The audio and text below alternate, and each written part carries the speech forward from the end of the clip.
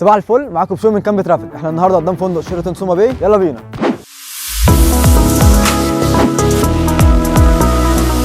البحر هنا بقى حته من الخيال، هتحس انك انت مش عايز تتحرك من قدامه. ده غير ان في بار مواعيده زي مواعيد البحر، بيشتغل من 8 الصبح لحد غروب الشمس.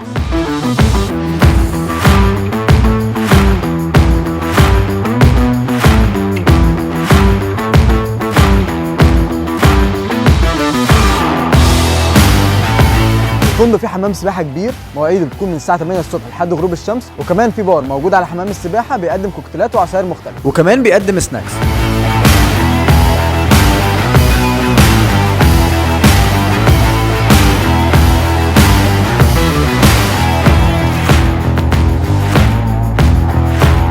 الاكوا بارك هنا ممكن تكون مش كبيره، لكن هي ممتعه جدا. في 6 العاب اكوا بارك، موعدهم من الساعه 10 للساعه 1 ومن الساعه 2 للساعه 5.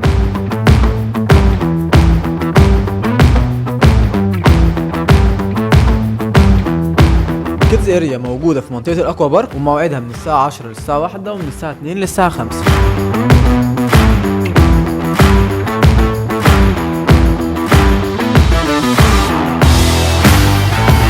وكمان الفندق فيه فريق انيميشن بيقدم لنا كل يوم حفلات من الساعه 8 للساعه 11 بالليل، ممتعه جدا.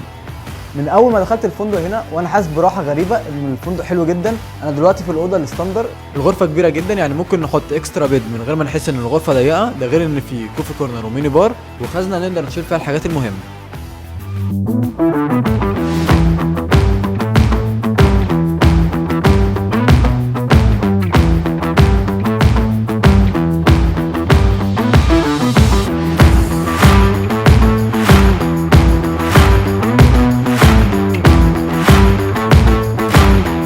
انا دلوقتي قدام المطعم، بتكون مواعيده من 6:30 ل 11 الفطار، ومن 12:30 ل 5 ده الغدا بيكون في السي فيو، ومن الساعه 7 للساعه 10 العشاء.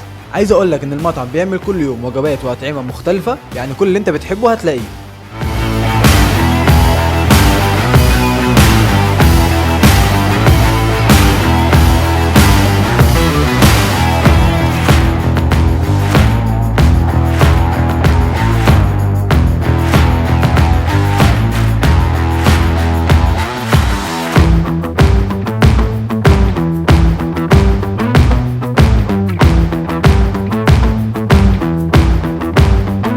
بعد ما شفنا كل حاجه في الفندق، انا بجد كان نفسي الفيديو ما يخلص من كتر ما انا استمتعت في الفندق هنا. شركه كامب ترافل بتشكر اداره الفندق لتعاونهم معانا. مفيش حاجه اسمها فندق حلو وفندق وحش، احنا في فكره مستشارك السياحي قررنا نشوف معاكم الفنادق كلها، مميزاتها وعيوبها، علشان نساعدك تختار الفندق المناسب لميزانيتك واحتياجاتك. وعلشان نخلي رحلتك ما تتنسيش، هنكون معاكم في كل فندق